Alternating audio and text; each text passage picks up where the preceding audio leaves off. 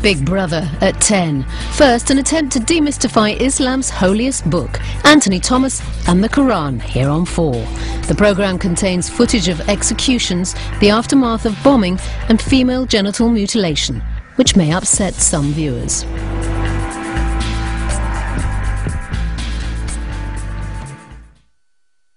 In his final public statement, a self-styled martyr quotes verses from the Quran.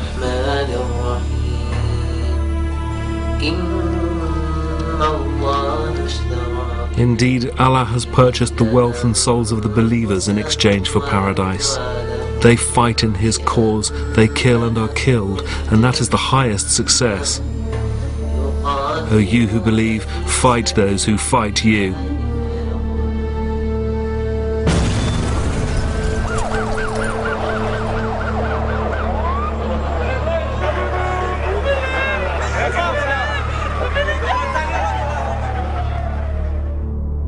I don't see Quran connected to killing.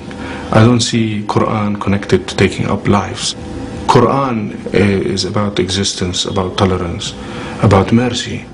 Alhamdulillahi Rabbil Alameen Ar-Rahman Ar-Rahim.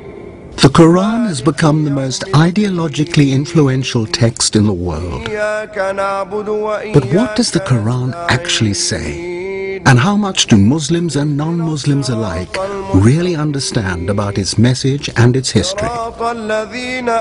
It's hard to imagine another time when this was such an urgent question.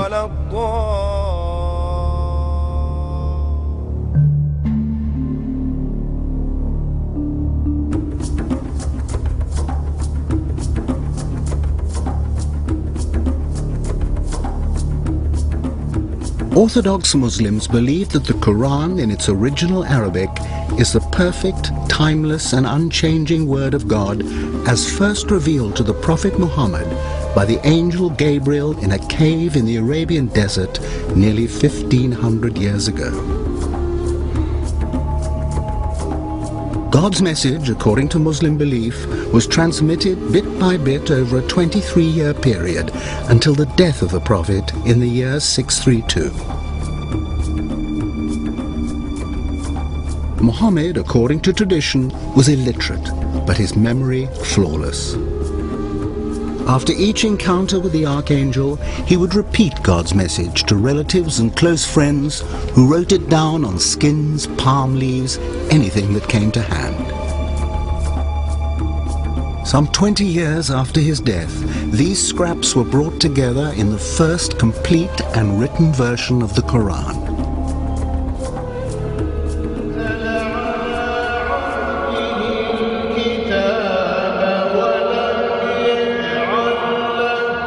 To hear it recited is for most Muslims to experience the power of divine revelation as a shattering voice from the unseen.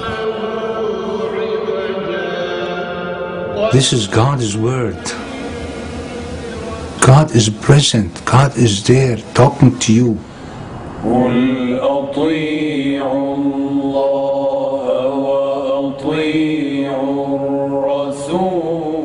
It feels that God is talking to me.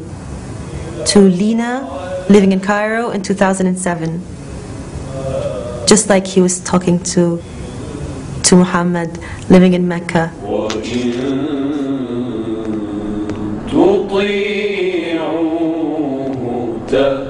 It's talking to me, not to my intellect. It's talking to my body, it's talking to my heart.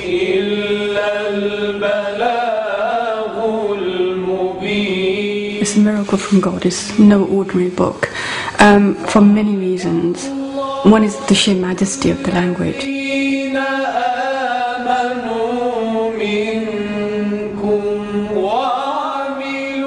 It's a very beautiful linguistic form. Sometimes it makes me cry.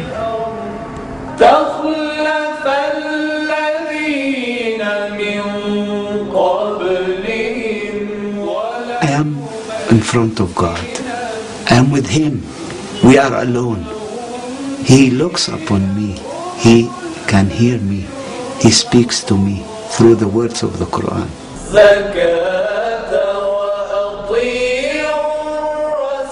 Muslims believe the Quran to be God's final revelation to mankind. It runs to just over 6,000 verses, roughly a fifth of the number in the Bible. But unlike the Gospels, which tell the story of Jesus, the Quran says virtually nothing about Muhammad's life. Muhammad's life is mentioned very little, if rare, in the Quran. More stories of Moses, Jesus, Abraham, Ishmael, Jacob, Noah, all the prophets of the Old and the New Testaments are mentioned in the Quran repeatedly. It is said that 2/3 of the Quran is devoted to the narratives of the Jewish people. There's no obvious chronology. The Quran is a series of revelations organized in chapter form, with the narrative scattered seemingly randomly throughout the text. The Quran doesn't conform to any comfortable existing human genre. It's not a history book, it's not a moralizing book, it's not a sermon, it's not a text of science, it's itself. There's no other text before or since that is remotely comparable to it. Like earlier scriptures, the Quran uses parable, everyday language, to suggest that which is beyond our comprehension, the nature of God and the afterlife. Part prophecy, part exhortation, the Quran gives religious, political, legal and ethical guidelines. True piety is this: to believe in God and the last day, the angels, the book and the prophet, to give of one's substance to kinsmen and orphans, the needy, the traveller, beggars, to free the slave, to perform the prayer and pay the alms. If you're looking for an A to Z, you expect every aspect of life to be covered. It gives you parameters, and it leaves your intelligence and your own judgment to derive the details. So it's a book of guidelines. Today, Islam is a religion of vast dimensions. Well over 1 billion people, from the Americas to China, from Finland to the southern tip of Africa, are Muslim. Yet within this single universe of belief, there are profound differences in the status of women, in attitudes to peace and violence, punishment and forgiveness.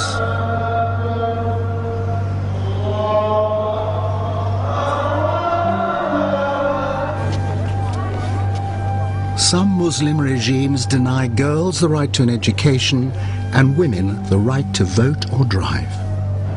In some countries, on public transport, women scuttle through the rear doors of segregated buses. In other Muslim countries, women lead political parties and even become heads of state.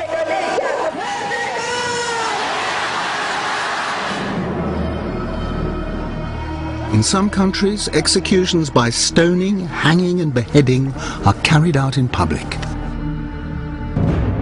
In other Muslim countries, nothing like this has been seen for centuries. There are also striking differences in religious practice and belief.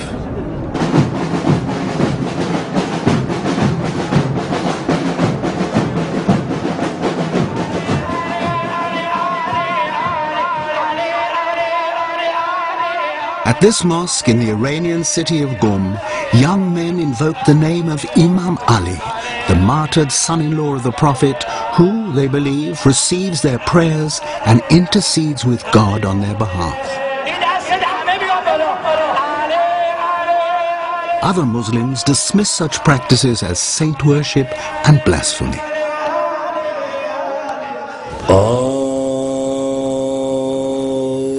In this Turkish mosque, Imam Ali, the martyred founder of the Shia community, looks down on devotees who spread a message of peace and harmony, not only between Muslim and Muslim, but between all those, Christian, Muslim and Jew, who share a belief in the one God. Here, men and women worship side by side and express their devotion in song and sometimes even in dance.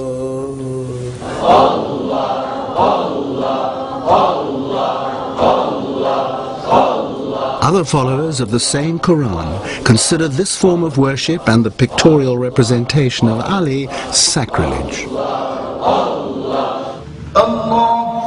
In this mosque, on the other side of the same city, men only pray with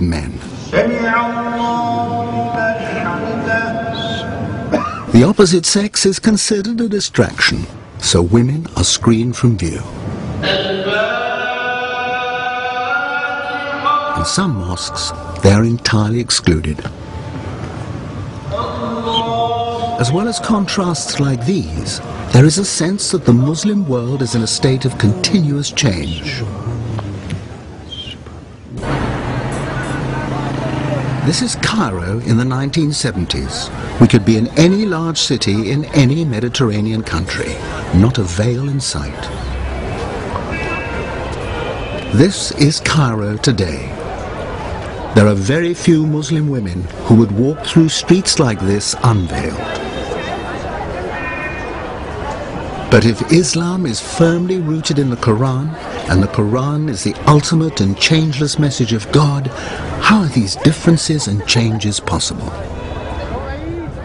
وَإِنَّ الظَّالِمِينَ لَفِي شِقَاقٍ بَعِيدٍ وَلِيَعْلَمَ الَّذِينَ أُوتُوا الْعِلْمَ أَنَّهُ الْحَقُّ. Paradoxically, part of the answer is in the language itself. The Quran is written in a form of classical Arabic, which is often difficult even for highly educated speakers of Arabic to understand.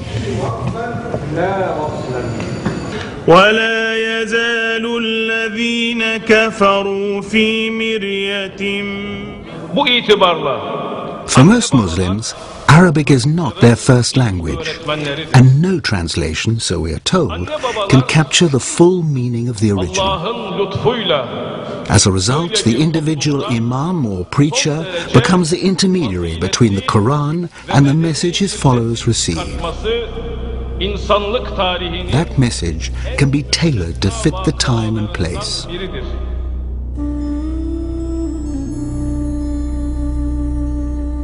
And over the centuries, interpretations and additions have filled hundreds of thousands of volumes. There's the Hadith, the collected sayings and deeds of the Prophet, the scholarly commentaries, and the Sharia, the Islamic legal system based on the Quran and the Hadith. Most Muslims argue that the Quran cannot stand alone, but must be read in conjunction with the Hadith. Others disagree. The Hadith were all compiled and collected some 250 to 350 years after the death of the Prophet. Many of them are forged or fabricated and have been called into question. Unfortunately, however, many Muslims consider the Hadith to be co-equal with the Quran, but clearly that is not so. The Quran makes quite clear that it is the ultimate text. Anything else cannot be on the same level. So what does the Quran itself say about some of the most challenging issues today? Is it possible to go directly to the source and discover God's message to mankind? We shall be examining what the Quran has to say about the role and conduct of women.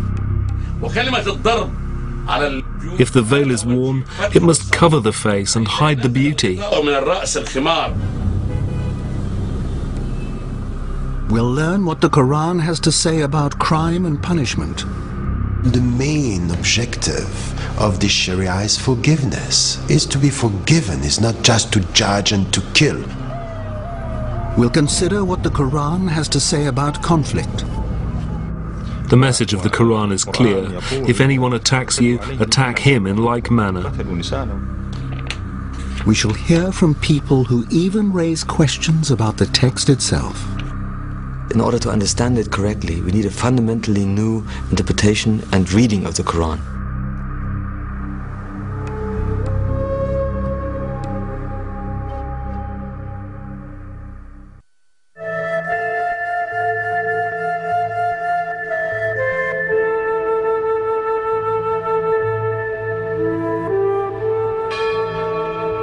The Christian Orthodox convent of Saidinaya was founded in Syria in 547, some 20 years before the birth of the Prophet Muhammad, and it has been respected and protected in the heart of the Muslim world for nearly 15 centuries. The The convent is dedicated to Mary, the mother of Jesus. Saidaniah means Our Lady in Aramaic, the language of the whole Middle East at the time of Christ.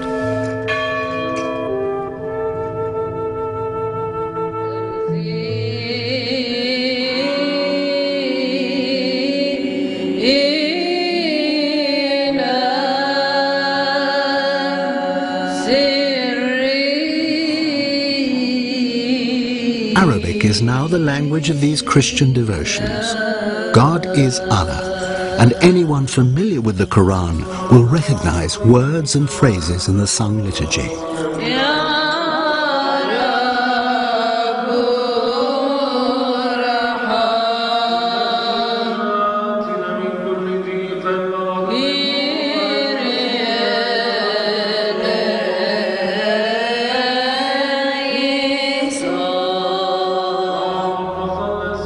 The nuns of Saidaniah are guardians of a relic so sacred that no one is permitted to see it. Locked away behind a series of silver doors is an icon of Mary holding the infant Jesus. It is said they both sat for the portrait, which was painted by St. Luke. Whatever the truth, Christians and Muslims, like these women, come here to pray to the Madonna for miracles of healing.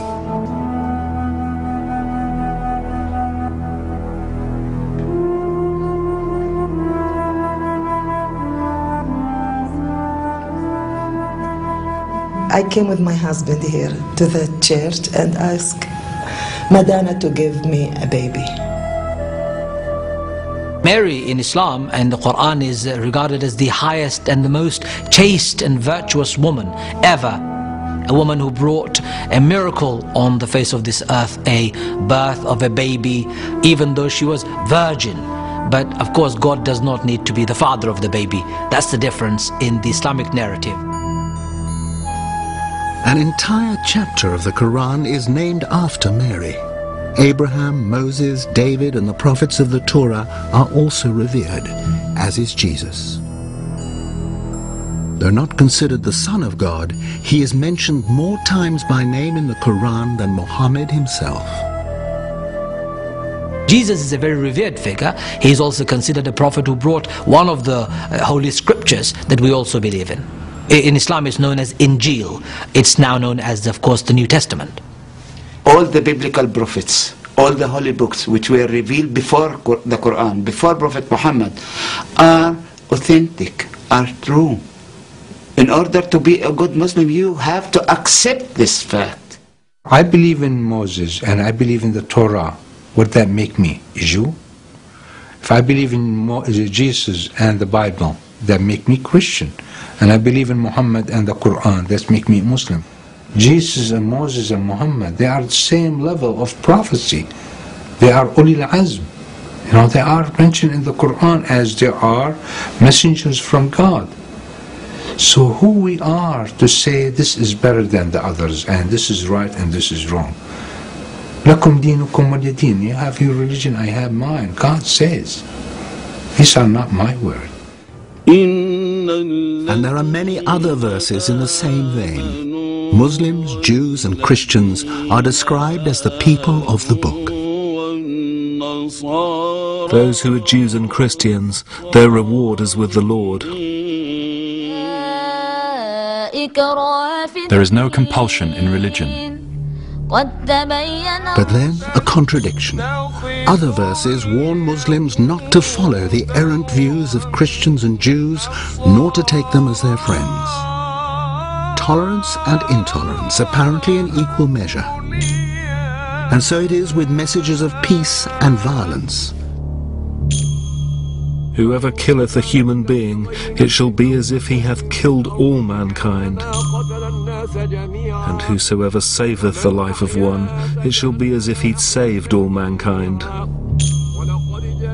But then in the very next verse, the only reward of those who make war upon Allah and his messenger and strive after corruption in the land will be that they will be killed or crucified, or have their hands and feet on alternate sides cut off. Such will be their degradation in the world and in the hereafter. Theirs will be an awful doom. How are these contradictions to be understood? Well, they're not differences or contradictions in any way. They're describing two different phenomena. One is a peacetime rule and the other is wartime rule.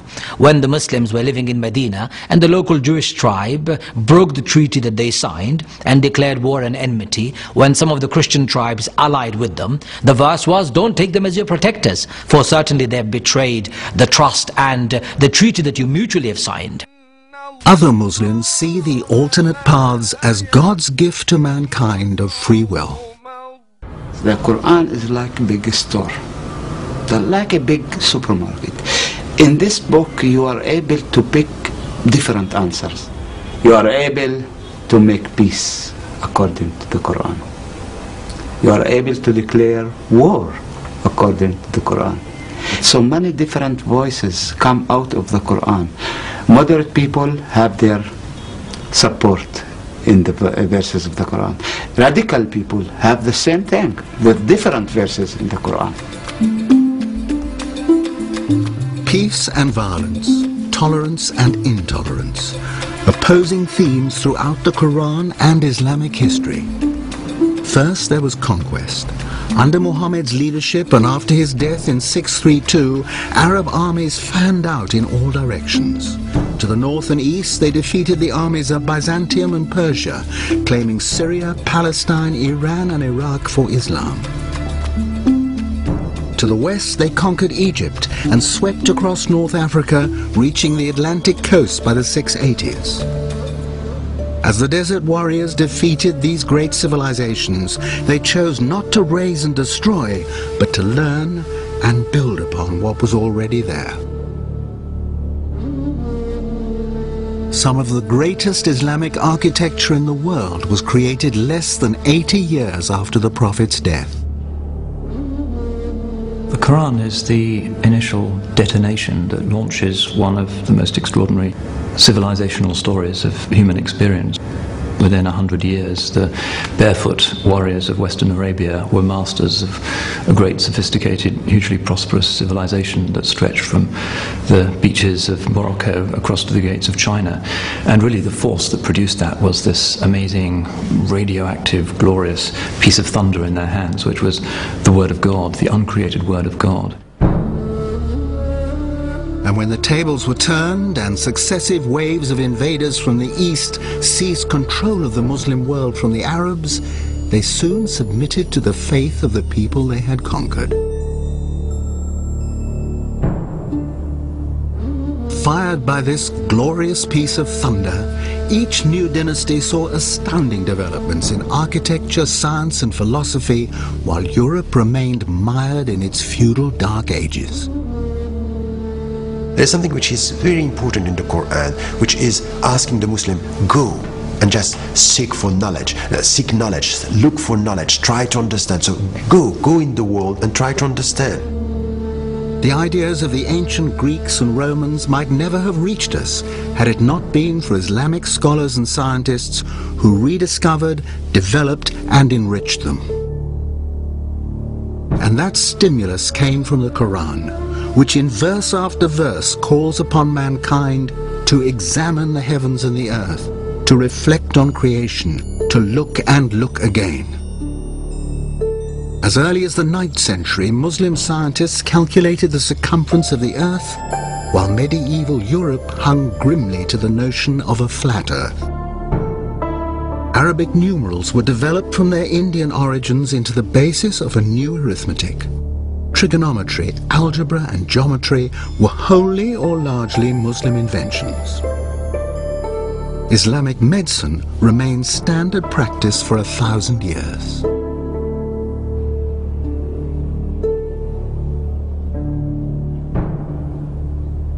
When Muslim society was in the ascendancy, the values of freedom and tolerance it took from the Quran encouraged persecuted Jews and dissident Christians to flee Europe and seek the protection of Islam. But when the Muslim world felt threatened, either by external enemies or internal disruption, the impulse was to close in and take a very different message from the Quran. In the minds of many Muslims, we are now living in such a time.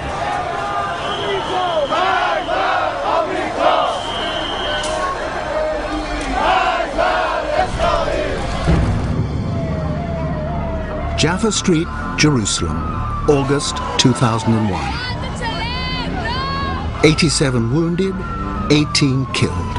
Amongst the dead, 6 children. Yet more numbers added to the ghastly death toll of non-combatants on either side. In just the last 8 years, over 700 Israelis, over 2,000 Palestinians. It's a shattering thought, but the conclusions you draw from scenes like these depend entirely on who you are. You have this challenge to ask yourself what you know about us. You all the time have these sensations through the media. We are the killers, we are the terrorists, we are those who make troubles all over the world. It's not true.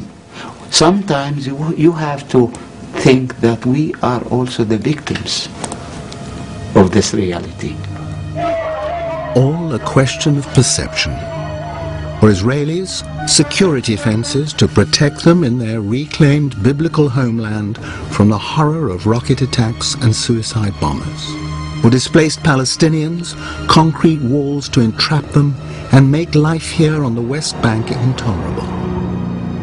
Whatever you choose to call them, these are the greatest barriers ever created between two peoples of the book.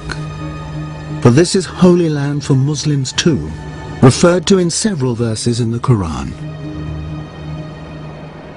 The Palestine-Israel dispute is the thorn in everyone's heart in the Muslim and Arab world, because it's the longest occupation in modern times.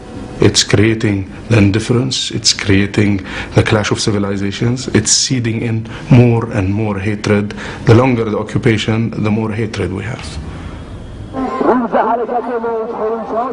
But it is the religious dimension, as much as the fate of Palestinians, that sets crowds like these marching in demonstrations, sometimes spontaneous and sometimes orchestrated, in cities across the Muslim world. Jerusalem, Al-Quds in Arabic, is sacred to Jews, Christians and Muslims. Devout Jews pray at the Western Wall, the last remnant of the Second Temple destroyed by the Romans in the year 70 AD, a date that marks the start of the long night of the Jewish diaspora. On the mount above, 2 mosques, Al-Aqsa and the Dome on the Rock, built 6 centuries later when the victorious Arabs wrested control of the city from Christian Byzantium. According to biblical tradition, the rock beneath the dome is where Abraham made ready to sacrifice his son Isaac, and according to the Quran, it was also from here that Muhammad ascended into heaven following a night journey from Mecca to Jerusalem.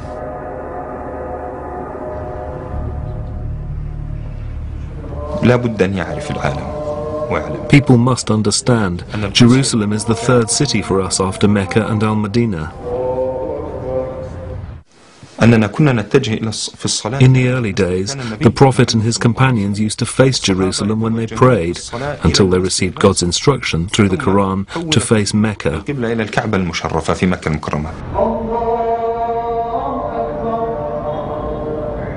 God elevated our Prophet from Mecca to Jerusalem and then called him to the heavens, so it is the gate to heaven, and we can't abandon any part of it, no matter how weak we are, how strong they are.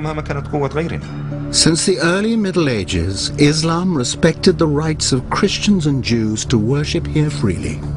But in modern times, that contract has been broken.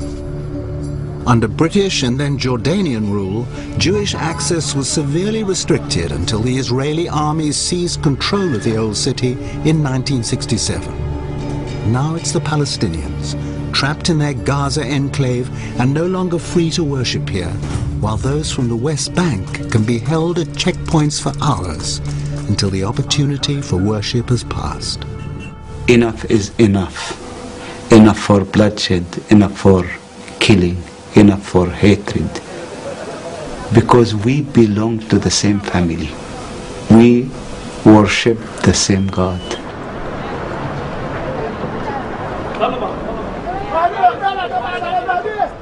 Even in Jerusalem here, and Hebron, and Shechem, Nablus, all these places are holy places for Muslims and non-Muslims, for Muslims and Jews. Sometimes, like in Hebron, they share the same room. In the West Bank city of Hebron, the tomb of Abraham, father to the Jewish and Arab nations through his sons Isaac and Ishmael. As clearly stated in the Quran, God himself chose Abraham for his friend and commanded Muhammad, Abraham, Moses and Jesus, be not divided. But Hebron is as fiercely divided as any city on earth. Abraham's tomb is on the front line between Palestinians and Jewish settlers and is guarded like a fortress. Close it. In order to maintain the sanctity of these places, we have to work together to redevelop the same beautiful things we have in the medieval times. This small territory belongs to all of us. But it's an appeal that goes unheard. For this is a place of bitter memories, from the days and nights of terror nearly 80 years ago, when 67 Jews were murdered here, to the 1994 massacre of 29 Arabs in the Shrine of the Patriarch at the hands of a Jewish extremist. We have to ask ourselves how it could be better for all of us, how we are able to rebuild the reality in a different way, far from hatred, far from bloodshed, far from war, to give the sense of security, to give the sense of trust between ourselves. But when trust and mutual respect break down, the hard men on both sides reach into their sacred texts for the messages they need to hear. Sheikh Tafesh of Hamas was elected to represent Bethlehem with nearly a third of the votes coming from Christian Palestinians. Right needs power to protect it, especially when your land and your people have been attacked. Flowers sometimes need the protection of thorns. The message of the Quran is clear. If anyone attacks you, attack him in like manner. If they kill our women, children and elderly as they have in our cities and villages, we will retaliate in kind. But suicide is specifically forbidden in the Quran. That's true. God said, do not kill yourselves and do not bring misery upon yourself. So we are forbidden from attempting suicide. If we had the same weapons as the enemy, we would not resort to this method, but we don't, so it's our only option.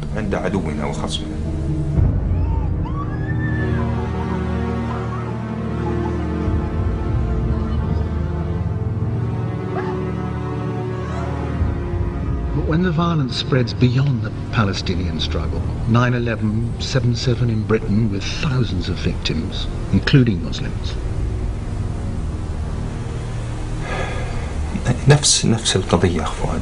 the same issue. What does America plant in the world? It is guilty of great injustices against ordinary people. It attacks them. And the same goes for Britain, which occupied many Arab and Muslim countries. In all that time, how many people did Britain murder and execute? And here in Iran, as elsewhere in the Muslim world, the anger goes beyond Palestine, which is seen as one dark chapter in a long history of humiliation at the hands of the Christian West and its allies. These are people with a powerful narrative, which may be inaccurate and distorted, but is sustained by a real sense of injustice and vivid flashes of inherited memory. It speaks of a time when Imperial France and Britain carved up the Middle East between them, imposing Western law, Western values, even Western dress. It's a narrative of oil wealth stolen, of corrupt presidents and kings sustained by the West against the will of their own peoples and toppled when their usefulness had passed. And the closer we get to the present, the harsher and more painful the narrative becomes.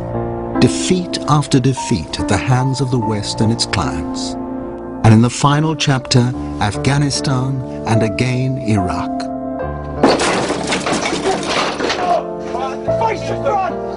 Not seen as any kind of liberation, but as occupation and utter humiliation. No one makes more capital out of this narrative than the hardline clerics of fundamentalist Islam. All the bloodshed these days is the blood of Muslims. Chechnya is Muslim blood, Kashmir is Muslim blood, Afghanistan is Muslim blood, Bosnia and Herzegovina is Muslim blood, Palestine is Muslim blood, Cyprus is Muslim blood, Ethiopia is Muslim blood, and Somalia is Muslim blood. We almost covered the map. And as the anger rises and the tone hardens, the voices of those to whom the Quran speaks of peace and tolerance are drowned out by those who take the contradictory message. And we have to declare that we are the children of the Emir of Believers, Imam Ali. And wherever we are, we will stand up against the enemies of Islam. We will never surrender to these crooked people. Never.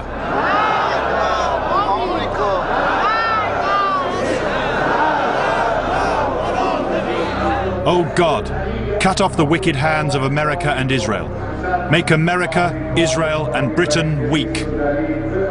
Yet amidst all this talk against the external enemy, one awkward fact stands out.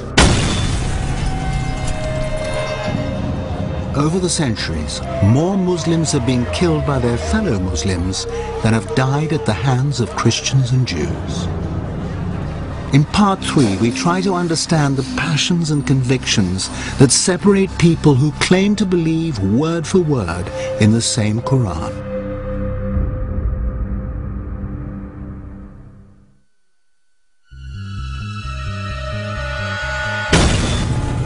Slaughter and destruction.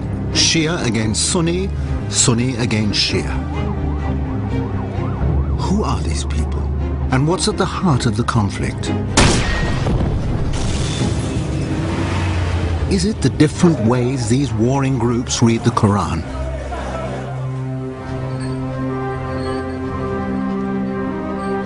Diversity of tongues and colors is, in the words of the Quran, among the wonders of God's creation. Allah has no preference for any race, tribe or nation above another, and is no respecter of human ideas of class and status. The best in His sight is the most honorable. It is a message that gives dignity to the poorest laborer or peasant who has no need of priests or rabbis to interpret God's message because, as it says in the Quran, we have made this easy to understand in your own tongue. Any shed, field or street corner is a suitable place to worship Him, and He is always close to you. Closer, God says in the Quran, than your jugular vein. And when you pray, you feel you're speaking directly to Him. Prayer gives you a feeling that no one can describe. It's beyond human imagination. You feel you're in God's hands, in the hands of someone you love. You're not praying because you have to, or because you're frightened of Him. You're praying because you feel such love for Him. Whether prayer is private or communal, the idea that everyone has a direct personal relationship with God is at the heart of the message of the Quran and Sunni Muslim belief.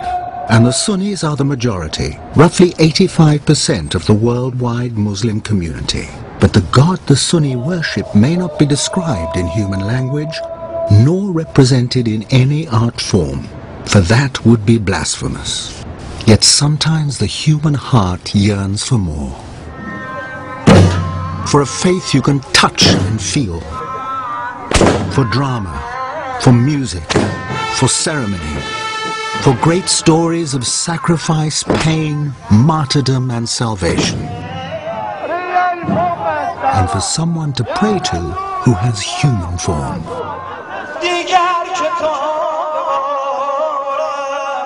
Shia Islam answers these needs. In the Iranian city of Qom, they're commemorating the murder of Ali, son-in-law of the Prophet Muhammad. The Shia revere Ali and his descendants as the Imams, following the bloodline of the Prophet. Down the generations, one Imam after another was murdered, until the 12th and last Imam, who disappeared in childhood and will return as the Mahdi, the Shia Messiah, to establish a perfect society on earth. But do these specific beliefs have any substance in the Quran? The answer is no. But from the earliest days of Islam until the 19th century, the Shia accused the Sunni of tahrif, falsification of the Quran, by altering key words which make it clear that God had chosen Ali and his descendants to succeed Muhammad as leaders of the Muslim community. But in today's atmosphere, any talk of a falsified Quran is out of the question.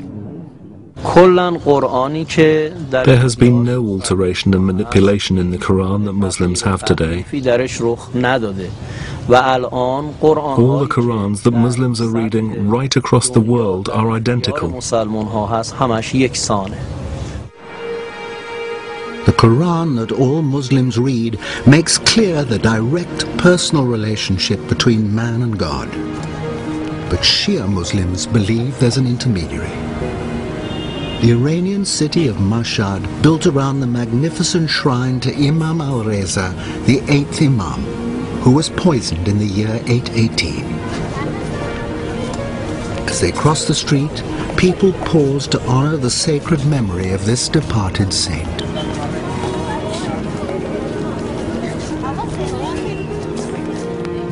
Shia pilgrims come to Mashhad from all over the world with gifts and donations and to pray to Imam al-Reza in the same way that Roman Catholics and Orthodox Christians pray to their saints for help, guidance and miracles of healing.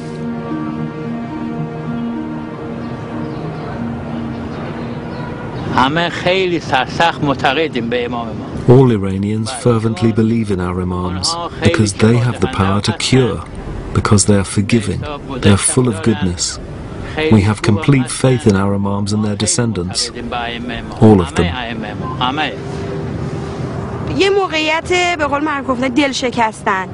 If there's a time when your heart is broken and you bring your problems to Imam Reza, he will hear your prayer.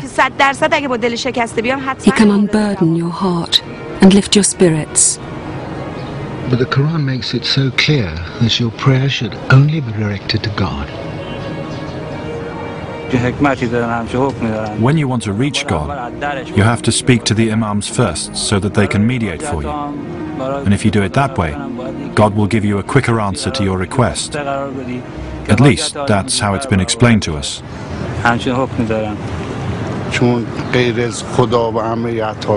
Imam Reza and the other Imams are our only hope. Sentiments like these seem completely contrary to the Quranic ideal of a direct, personal relationship with God. When Muslims pray at the tombs of departed saints, they are compromising this strict tenet of Islam. The Quran says clearly it's a sin. Because this Imam Reza, he was a great man, but he's dead. The dead cannot help you. Only God is ever living. I don't say that I go to Imam Reza so that he can solve my problems. I say that I have a request for God, but my position is not high enough to reach him. I put Imam Reza as the intermediary so that he, who is very dear to God, asks him to have mercy on me. The Grand Ayatollah addresses us from his private office in the heart of the Iranian city of Qom. Here especially one gets a sense of how the differences between Shia and Sunni echo the Catholic-Protestant divide.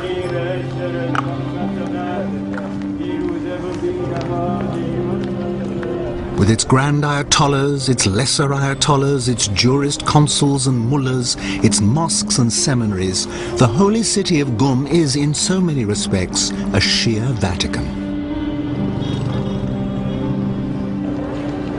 People come here to pay their tithes and seek answers to questions they can't resolve through their own reading of the Quran.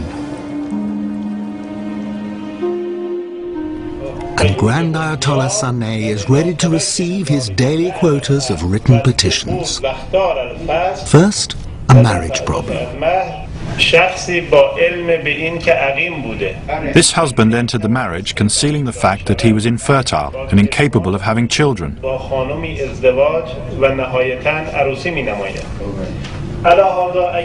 If his wife had known of his condition, the marriage would never have taken place. In view of this, can she annul the marriage and ask for a divorce? Yes, she can annul the marriage.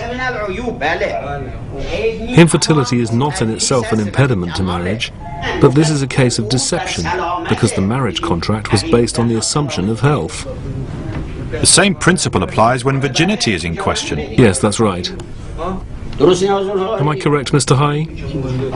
But Mr. Hai questions whether it's fair to assume deception. In his view, the problem may only have come to light after the marriage. But the Grand Ayatollah disagrees. He has concealed this imperfection. That's clear to me. It's a definite case of deception.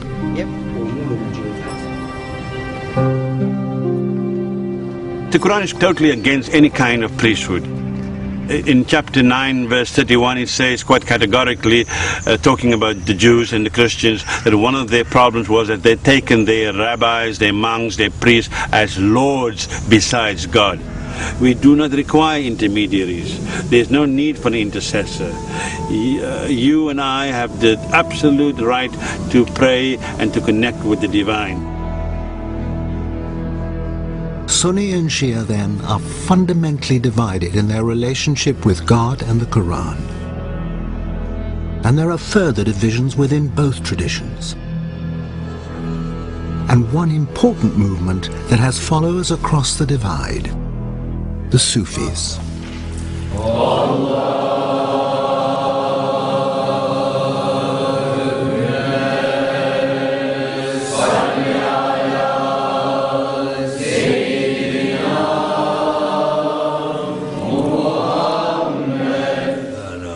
The Sufis need no intermediaries to interpret the Quran for them. It speaks directly to their hearts.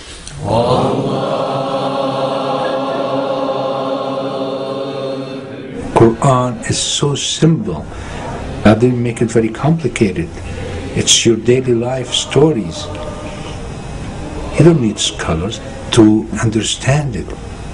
Look at the Indian people from India. They don't speak Arabic. Look at the Turkish people. They don't speak Arabic. Persian, they don't speak Arabic. They memorized the Quran. As soon as they memorized and they understood it, it entered to the heart without translation. The Sufis believe their relationship with God is also direct. And above all, it is a relationship of all-consuming love. You say Allah, it just brings you that feeling, that's passion, love. You are connected with the one you love. You have to carve God's name in your heart, like you carve on stones. But you can't carve God's name on your heart by chisels and hammer. You carve it by repeating the name, always repeating the name. So when you say Allah, it has to come from the heart, deep. It's not just word comes out of the mouth.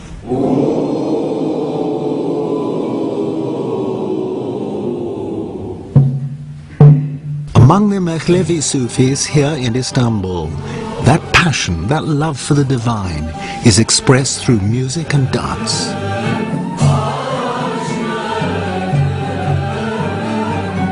It's a 700-year-old ritual heavy with symbolism. Black cloaks representing the grave, high brown caps the tombstone. And the dance itself, quickening and quickening, a mystical journey of love deepening and the ego vanishing as the devotee comes closer and closer to the divine.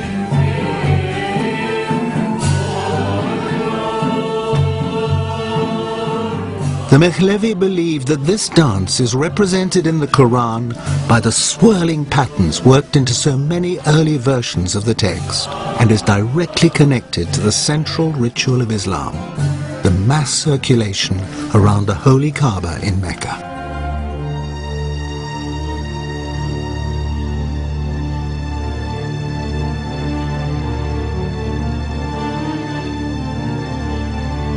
But the people who control Mecca today would regard every religious practice of the Mehlevi Sufis, the music, the dance, the easy informal mixing of men and women, as abominations. The men who walk with King Abdullah of Saudi Arabia are Sunni Muslims, but they've moved a long way from the Sunni ideal of a direct personal relationship with God. Saudi Arabia has its own clerical hierarchy, and the dominant religious message here is a belligerent and patriarchal Islam known as Wahhabism.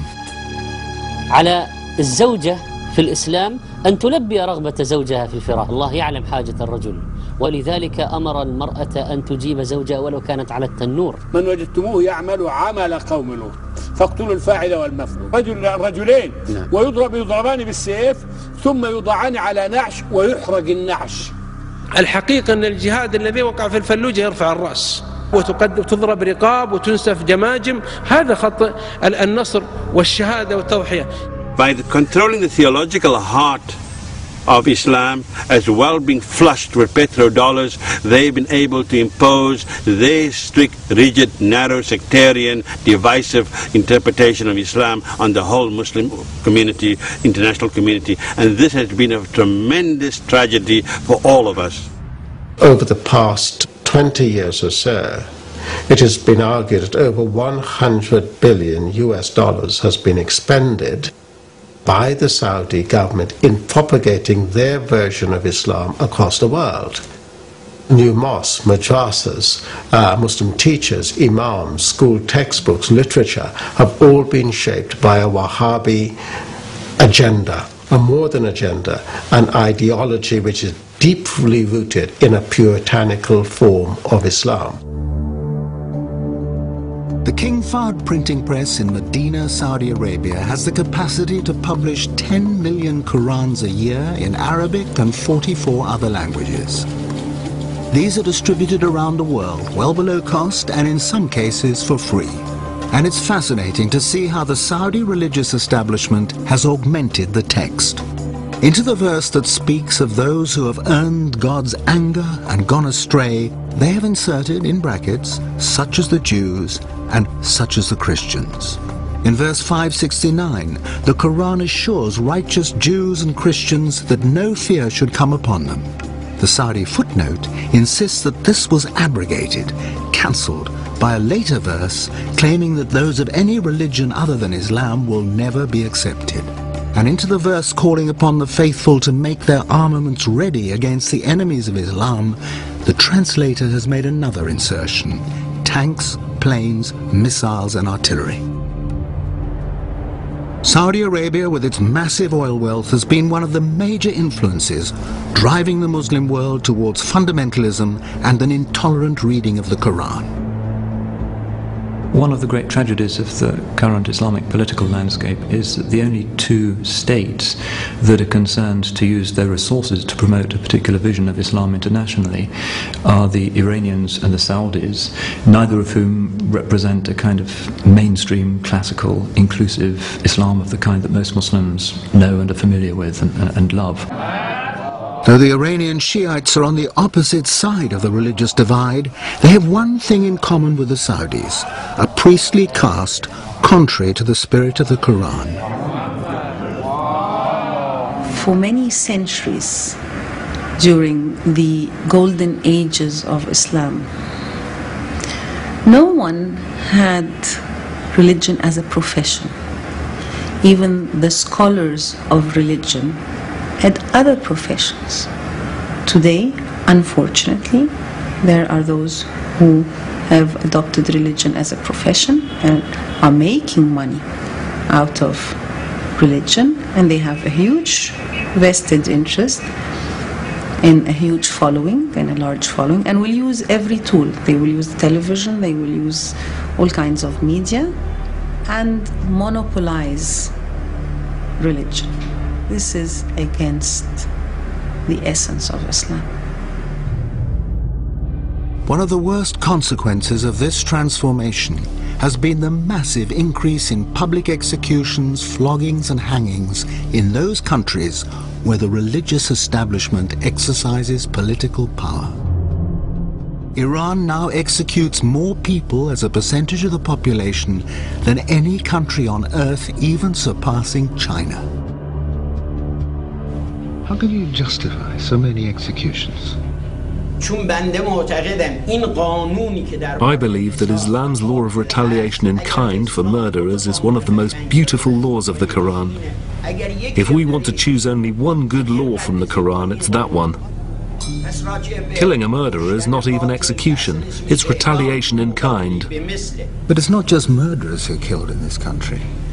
Homosexuals are put to death. People are executed even for possessing alcohol.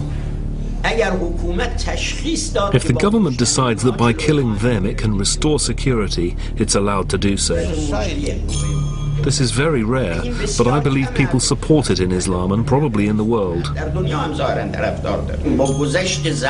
I hope in the future this becomes law not only in the Islamic Republic of Iran, but in the entire world of Islam. But does the Quran really justify any of this? What does it say about crime and punishment? As for the thief, both male and female, cut off their hands. It is the reward of their own deeds, an exemplary punishment from Allah. Allah is mighty, wise. But whosoever repenteth after his wrongdoing and amendeth, Allah will relent toward him. Allah is forgiving, merciful. All through the Quran, it is made absolutely clear that if the offender sincerely repents, the punishment cannot be carried out. And this emphasis on mercy is so often ignored by those who mete out justice according to their reading of the Quran. The adulterer and the adulteress, scourge ye each one of them with 100 stripes. Let not pity for the twain withhold you from obedience to Allah.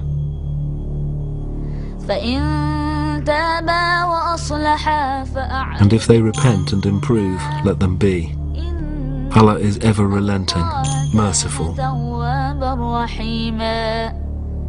And in that spirit, the Quran is absolutely clear that no one must be convicted without conclusive proof of guilt. The main objective of the Sharia is forgiveness. Is to be forgiven, is not just to judge and to kill. And then the conditions to implement the penal code are so high that all the scholars were saying from the very beginning, it's quite impossible to implement them. The crime of adultery, for example, demands that 4 witnesses testify to the sexual act. That makes it actually impossible for there to be evidentiary proof of adultery. That's why, since the inception of Islam until now, the number of times that adulterers have received the full punishment can be counted on the fingers of one hand, and the same goes for amputation. Before sentence can be carried out, every possible reason for mitigation must be considered. This is how Sharia law is interpreted and practiced here on the Palestinian West Bank. Next door to the main fruit market in the town of Ramallah is the very unforbidding Sharia court. The atmosphere inside is wonderfully casual. No policemen, no handcuffed prisoners, just an endless stream of people, some on official business, others just stopping by for a chat. As in most Muslim countries, there are 2 legal systems. Civil law, often a hybrid of Islamic, Napoleonic and Roman law, applied in criminal cases, and Sharia law, dealing with personal and family matters. The Sharia judges adjudicate in custody disputes and divorce cases where the woman's entitlement is based on principles laid down in the Quran. The elderly have the right to appeal to the courts if they can show they're being neglected by sons and daughters who have the resources to help them. The court also has a duty to appoint guardians for orphans and the mentally impaired. Here, the judge poses a set of simple questions to test the mental competence of an elderly woman who has recently lost her son. Under Islamic law, the mother is entitled to a proportion of her son's estate if he predeceases her. But the judge decides that the old lady is not competent to handle her finances and appoints her daughter-in-law to act on her behalf.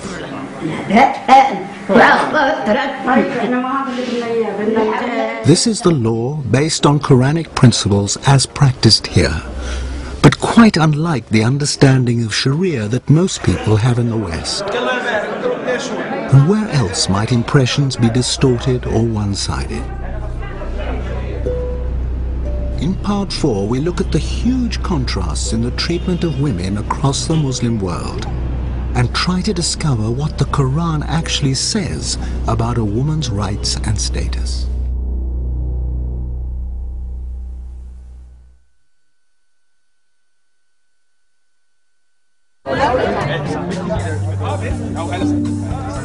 We're in a nightclub in Cairo, not a veil in sight.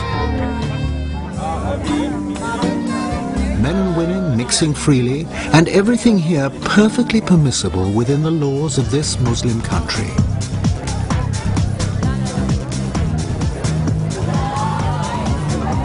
But few women here would venture into the streets outside dressed like this.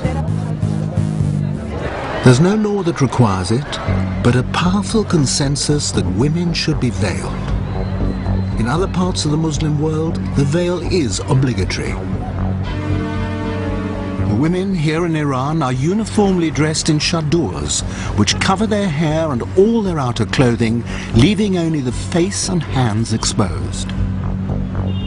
In places like Saudi Arabia, full coverage, including face and hands, is mandatory, while in Muslim Turkey, wearing the veil at all is a contentious issue, and the ground rules are changing all the time. When I walk down the streets of Cairo unveiled, I do feel a certain pressure. I don't look like everyone else. It attracts attention, and some of it is negative. 3 decades ago, the hijab did not exist in Egypt. Up until 1974, I had not seen a single veiled woman. If you look at the Nasser funeral in September 1970, 7 million Egyptian men and women were on the streets of Cairo. You will not spot one veiled woman. Nasser's funeral was also a turning point. The dream of Arab nations united under him in a secular socialist utopia had been destroyed by military defeat and economic failure. People had to find a new identity.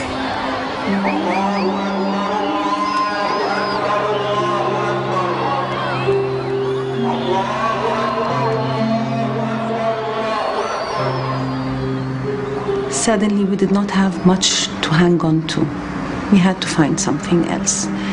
And many young people who were born in the 70s were the first to run for the religious identity. But what does the Quran actually say about the woman's obligation to wear the veil? One particular verse is usually singled out.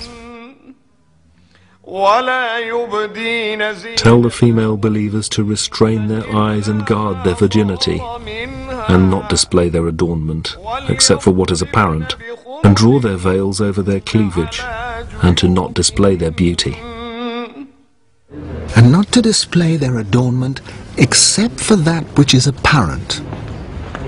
In search of the correct interpretation, we began with one of the highest Islamic authorities in the world. ولا يبدين زينتهن إلا ما ظهر منها. Most clerics agree that which is apparent means the hands and the face. The men of religion had wives and daughters who were not in the hijab until the 70s. So have they suddenly realized that it is required? And that's not the only paradox. Other scholars interpret the same verse in the Quran as a clear injunction that a woman's face should be covered. The Quran has clearly stipulated women's dress code in Surah Al-Nur. It states that the face, eyes, lips and womanly beauty are their adornments.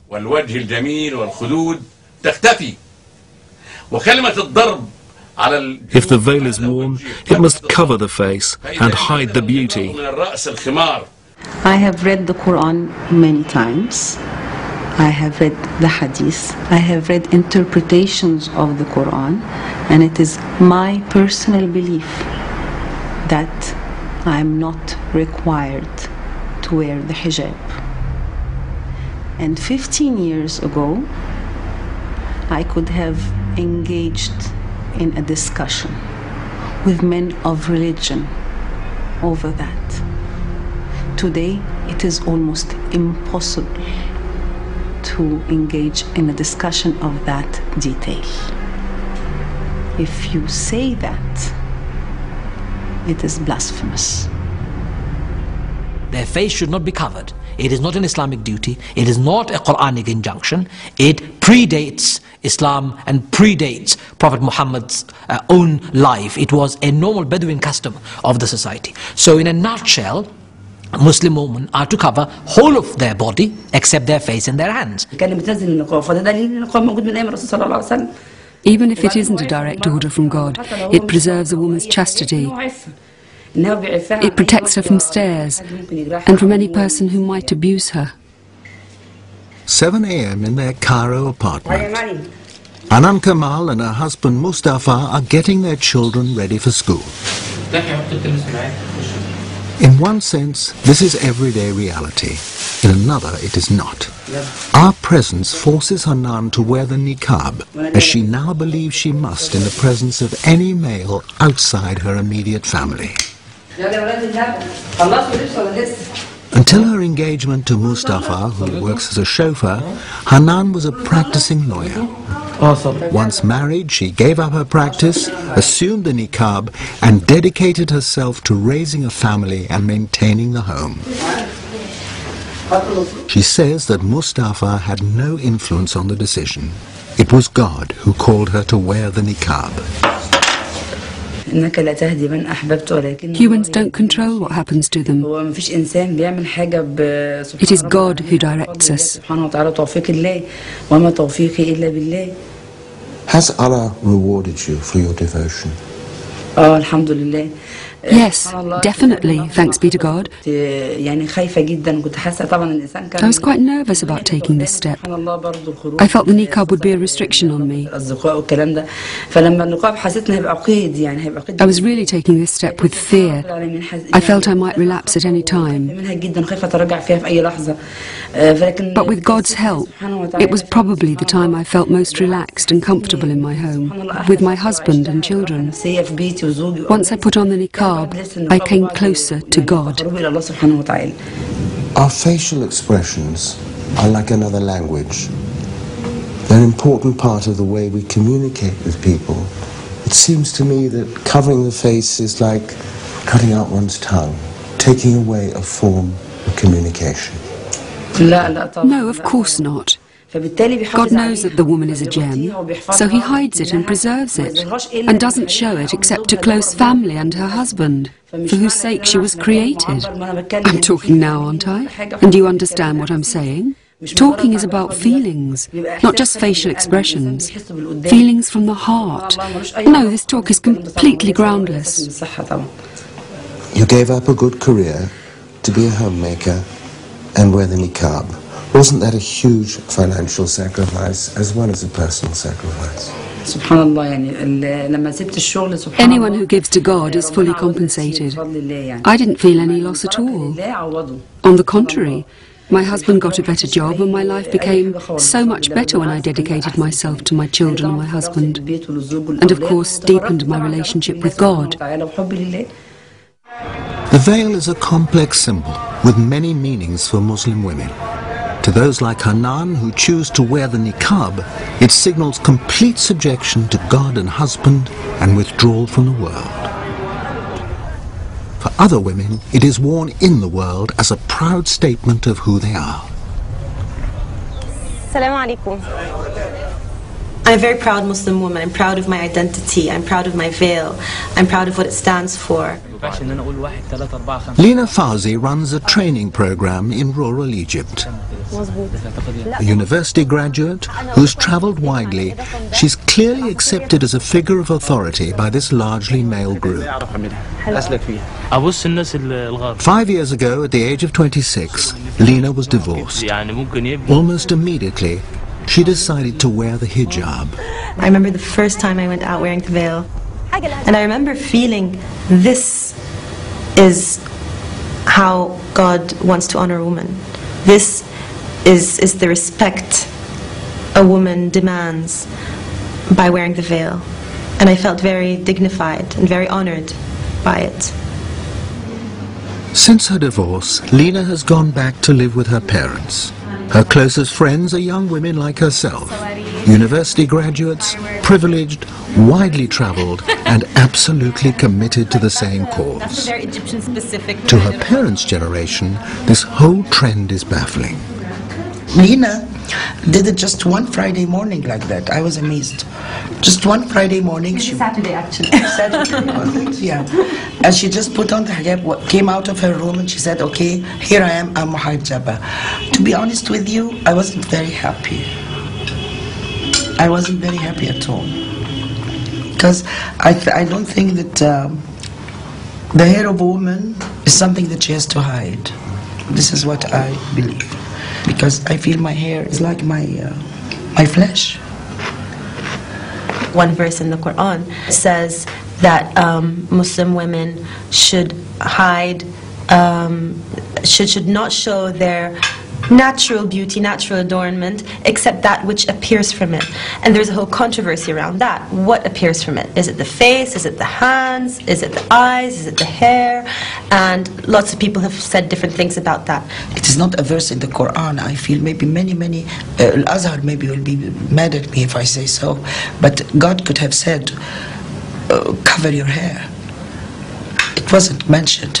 It was mentioned for the wives of the Prophet. Personally, there's no way I could deny that my hair was part of my natural beauty. In my heart, I felt that that was part of what God had asked me to cover up as a Muslim woman.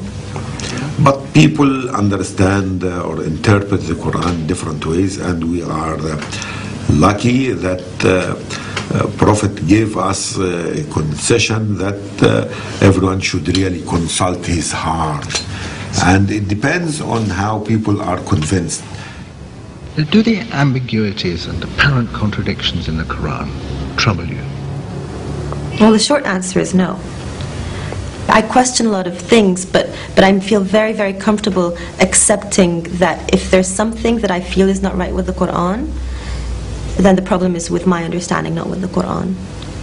Having said that, the Quran is constantly enjoining us to reflect, to question, to understand, to use our mental faculties, to use our heart and understanding.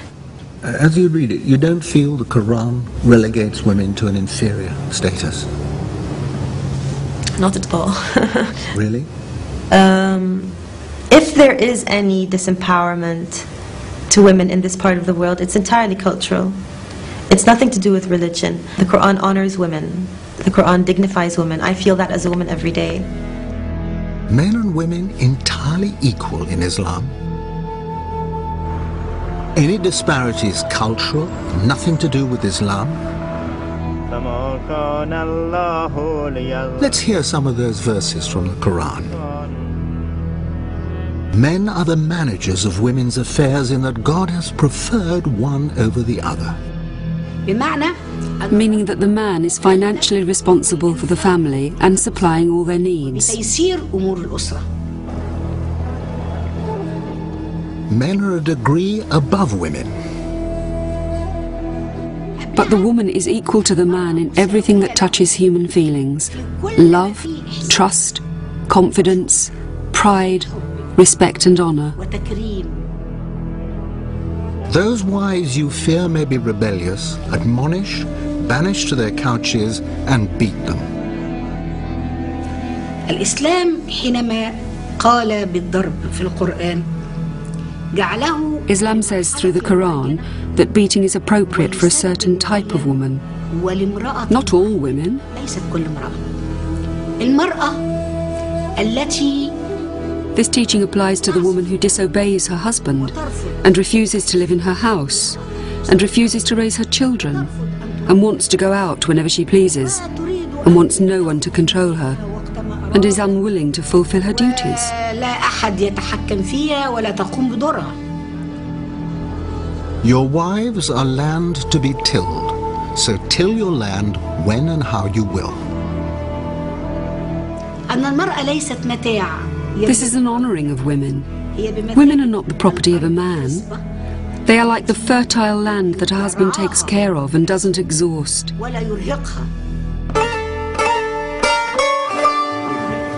It's not an easy task reconciling verses from the Quran with modern notions of equality and human rights. But Dr. Salah has taken it on. Her weekly TV show, Women's Fatwas, is seen by women across the Arab world.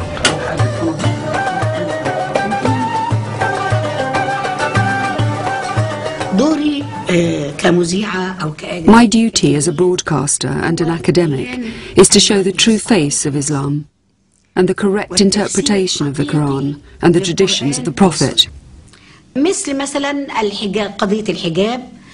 issue of the veil, polygamy, divorce, the beating of women, the non-participation of women in political life, depriving the woman of her financial property and private property, forcing women into marriage, in some countries to marry someone she doesn't love because he's from the same tribe.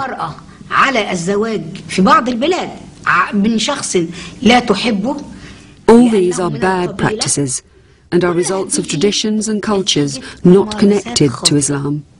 ونتيجة عادات وثقافات لا صلة لها بالإسلام. These are throwbacks to pre-Islamic times. Dr. Salah is the first woman dean of Al-Azhar University, the most prestigious in the Muslim world. For daring to suggest that the Quran respects men and women equally, she has faced death threats. Yet many Muslims share her views. If you look at both the letter and the spirit of the Quran, there are innumerable verses that talks about the parity, the egalitarian nature between the genders. For example, in Surah Baqarah, chapter 2, 187, the Quran says, talking about women, they are a garment to you as you are a garment to them. I think that's the most incredible verse about the relationship between a husband and a wife. The closeness, the warmth that, the clothes provide. Clothes conceal your faults, they beautify you. And that's what the marriage relationship is. You're so close.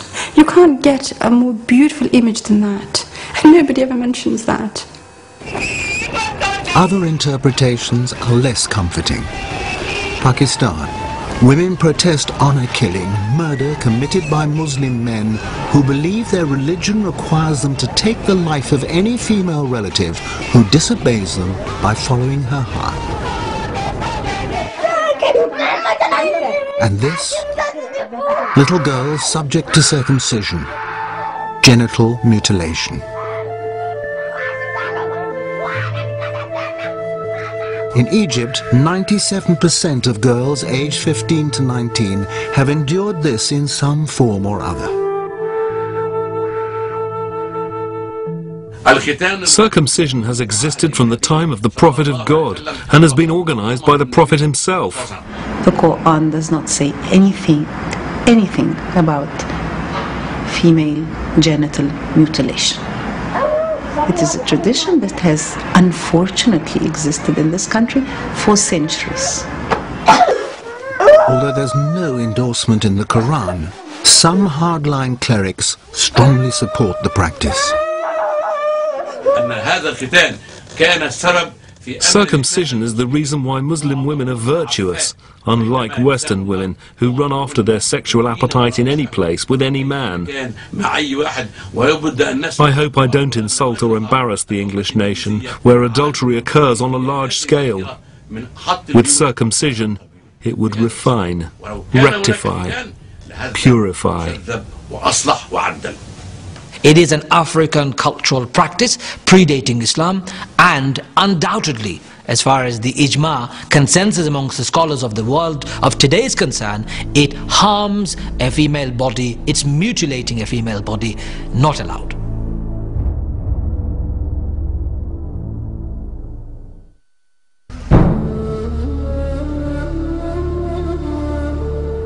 Muslims believe the Quran to be the word of God as dictated to the Prophet Muhammad, while most Christians and Jews understand their holy texts to be authored by men inspired by God.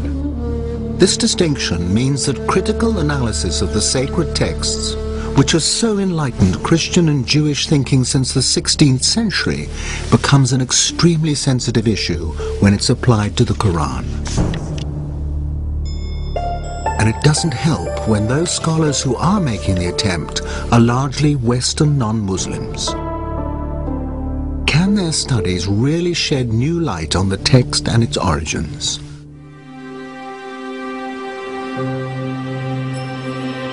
In 1972, during the restoration of the Great Mosque of Sana'a, capital of North Yemen, workers discovered a mash of old parchments in the loft between the inner and outer roofs. The entire load was stuffed into some 20 potato sacks, where it might have remained were it not for the arrival 7 years later of Dr. Geert Puin, a German scholar and Quranic expert. Puin immediately grasped the significance of the find. Working with a team of local assistants, he carefully prized the layers apart and fired off thousands of photographs. 4 fragments immediately caught Puin's attention. They contained the first and last chapters of the Quran, and unlike any other Qurans in existence, they were illustrated with architectural drawings of mosques, a vital clue to their origin. Because of its drawings, because of the art historical context, you can date this Quran very precisely to the time of Al-Walid. This is the reign between 705 and 715. The oldest datable Quran in the world, created some 70 years after the death of the Prophet. From the potato sacks, Puin identified fragments from nearly 1,000 different Qurans. Comparisons between them and the standard Cairo text in use today are startling. These early texts are written in a kind of shorthand with no vowel markings or distinguishing dots, which means that individual words can have up to 30 different meanings.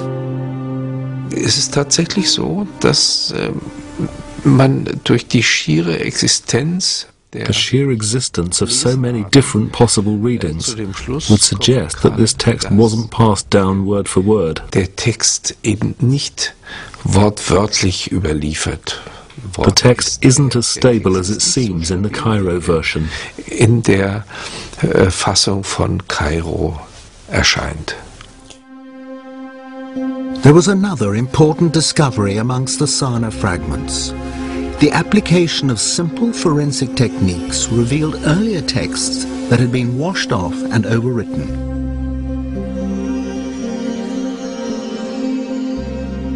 although the hidden text revealed no contradictory meanings, words had been changed, verses and whole chapters rearranged.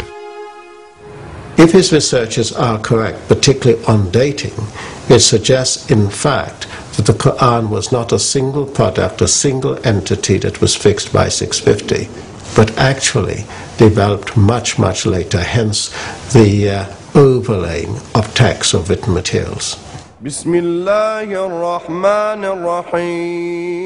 of this phases Islamic scholars, past and present. They are adamant that the integrity of the text has been preserved through a strong oral tradition, and if differences occur in earlier written versions, they say these are due to regional and colloquial variations of the same words and phrases. We accept that there is a diversity from the very beginning on very marginal things. It's not changing first the central message of the Quran, the pillars of our faith. In 2001, another German study caused such outrage that all mention of it was banned in some Islamic countries. A book appeared written by an expert in early Semitic languages. It was so controversial that the author published under a pseudonym and will only speak on condition that his identity remains concealed. So gesehen ist es unbedingt erforderlich, den Koran neu zu lesen. In order to understand it correctly, we need a fundamentally new interpretation and reading of the Quran. Dr. Markus Gross helped to translate the book from its original German into English and is willing, openly, to express the author's views. Es wurde schon gesagt, 20%, ich würde sagen 25%. About a quarter or a fifth of the Quran contains unintelligible words or words which don't make real sense. That number can be vastly reduced with a knowledge of Syriac to, let's say, 5%.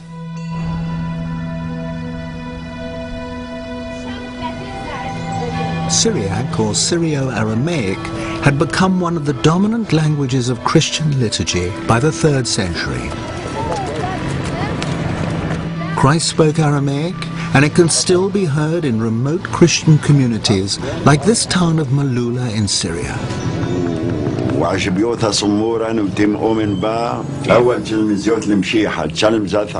at the time of Muhammad, Syrio-Aramaic was the major written and cultural language of the whole region. Written Arabic was in its infancy.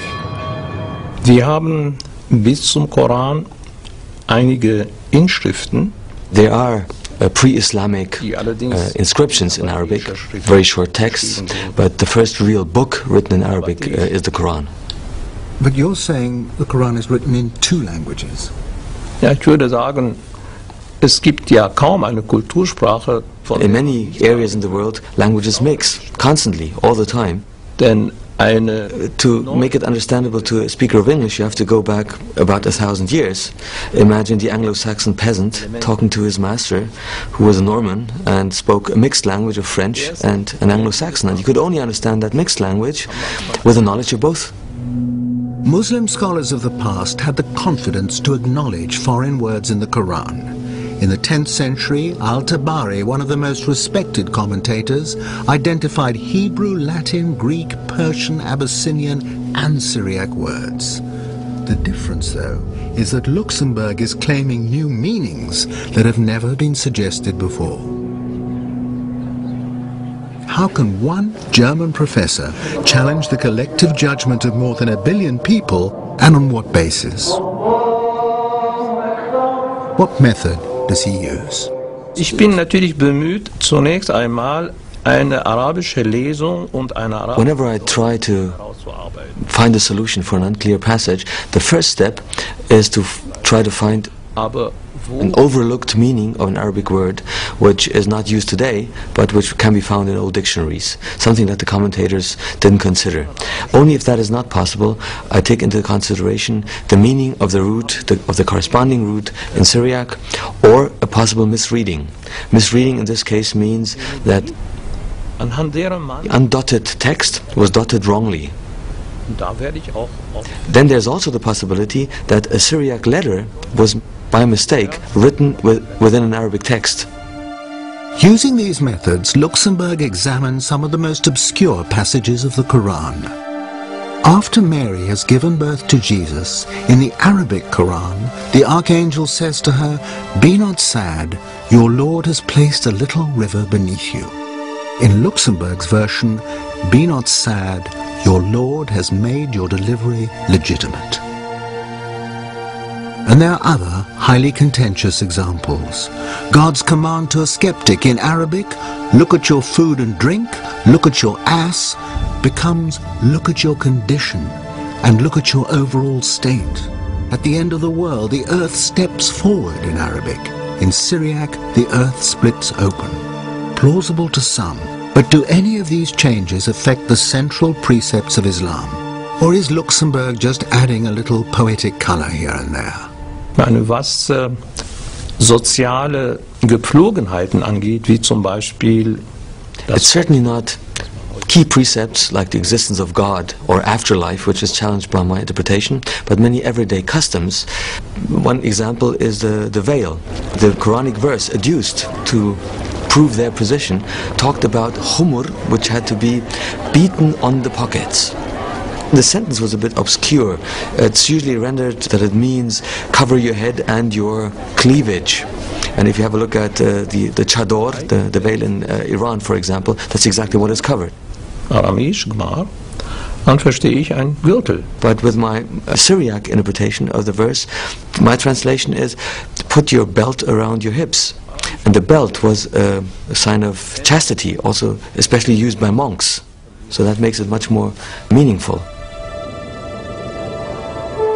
But Luxembourg's interpretation of paradise causes the greatest offense. In the Iranian city of Isfahan, there's a 17th century palace built to represent the gates of heaven.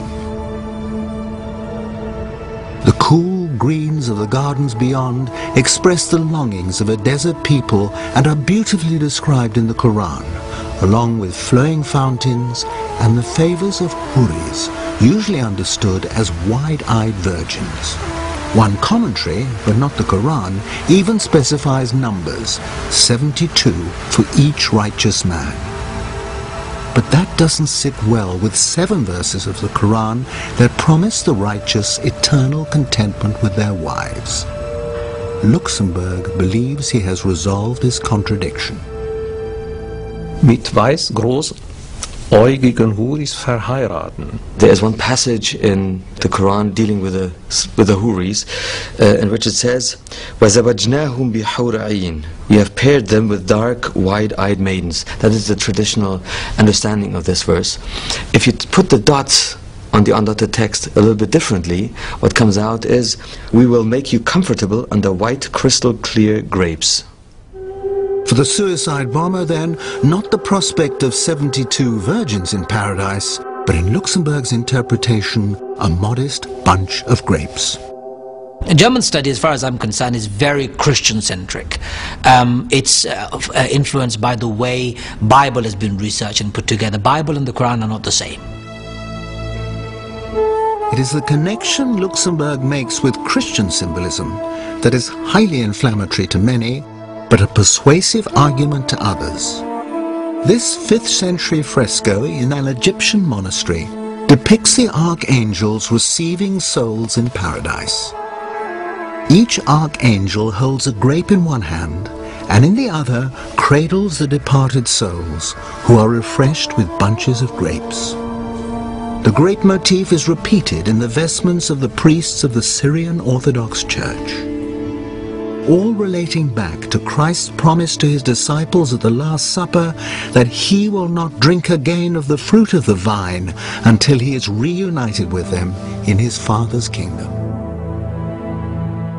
If foreign words were in the Arabic dictionary at the time of the Prophet, surely they had evolved into an Arabic meaning. So that particular word, even if it is Syriac, must be understood in the way the Arabs understood them. Not as grapes, but as hur, partners in heaven. I think we all understand that it's symbolic, that we have to go beyond the images and the way we look at the paradise, for example. You know, we are not asked to think of this on, you know, in a literal way. This is what is. We don't know. It's just for us a description of what is going to be beautiful beyond your imagination. Although Luxemburg's work has been called into question by leading academics and is controversial by its very nature, he believes it opens a door, encouraging linguists, archaeologists and historians to use modern tools to throw further light on the text and its context. For some Muslim scholars, that is in the Quranic spirit of free inquiry and no threat to those who are robust in their faith. This research by Luxemburg and his colleagues doesn't undermine any of the basic tenets, teachings or principles of Islam. What it does, though, is to provide interesting questions. And we as thinking Muslims, as people of the 21st century, that we should say, yes, let's look at what he's providing. And let's not just condemn, but let's also see if this research has a historical base, or is it a product of European Orientalism.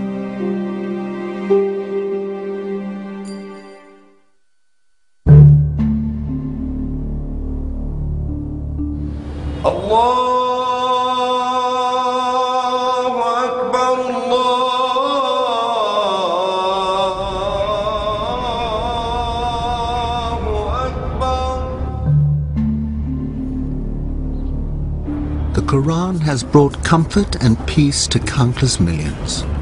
It has given the humblest peasant and laborer a sense of worth and dignity rarely equaled in any other civilization. It has taught people of different races to live in brotherhood and people of different creeds to live side by side in reasonable harmony. It has inspired a great civilization in which Muslims live creative and useful lives and which, by its achievements, enrich the whole world. And it has given clear moral guidance for millions of people to live by. Allahu Akbar, Allahu Akbar. But when Muslims feel marginalized and threatened, this dignity and courtesy can give way to an explosive mixture of rage and hatred, impelling spokesmen for a great spiritual and ethical religion to seek approval in the Quran for violent confrontation. And this at a time when more Muslims are probably reading and hearing the Quran than in all of previous history. Translations in scores of different languages roll off the press at the rate of millions a year. Electronically sophisticated believers can even access the text in its original Arabic or in translation through the new generation of electronic Qurans. But modern technology has also given tremendous power and scope to those determined to impose their own interpretations on the Quran. We Muslims have been ordered to do brainwashing. Scores of satellite channels compete for the attention of Muslims across the world, and in the battle of the airwaves, those who shout the loudest have the edge. وأسأل الله أن يرد كيد الكائدين وأن يدمر اليهود ومن عاونهم من النصارى. Now, of course, the latest technology is the internet, which is a very important platform for the spread of sort of fundamentalist types of religion. It's depressing to see how profoundly a religion's temper can be shaped simply by purely technological developments, but that is one of the things that's happening at the moment. The internet has become the chosen forum of radicals and extremists. On this site, Mohammed Siddiq Khan posts his own obituary prior to the 7/7 London bombing, where he played the key role. We are at war and I'm a soldier. Now you too will taste the reality of this situation. The cumulative effects of all this propaganda can only be guessed at. But what is certain is that there have been radical changes in the way some men and women believe they should live their lives according to the Quran, turning a great city like Cairo into a place that would be unrecognizable to anyone returning here after an absence of only 30 years. up until 1974, I had not seen a single veiled woman. If the veil is worn, it must cover the face and hide the beauty. But it's not just a question of interpretation. Sometimes those who shout the loudest are guilty of willful misreading of the text, ignoring, for instance, the firm injunctions in the Quran to forgive any wrongdoer who sincerely repents.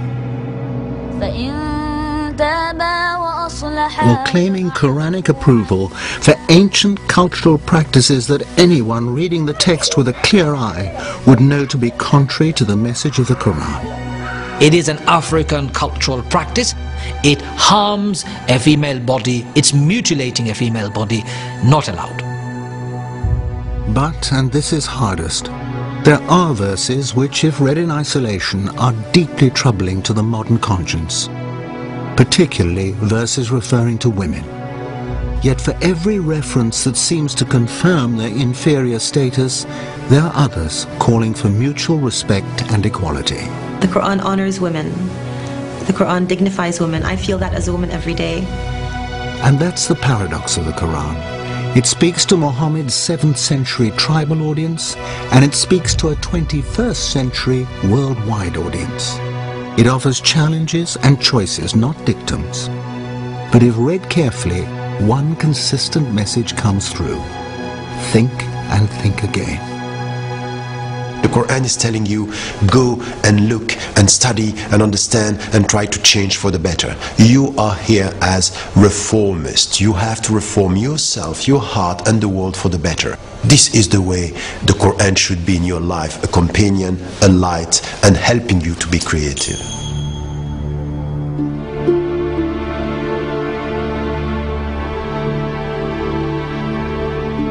To explore the diversity of Islamic culture, go to channel4.com/searching. And tonight on 4 from 12:10, catch the new series of Sharia TV.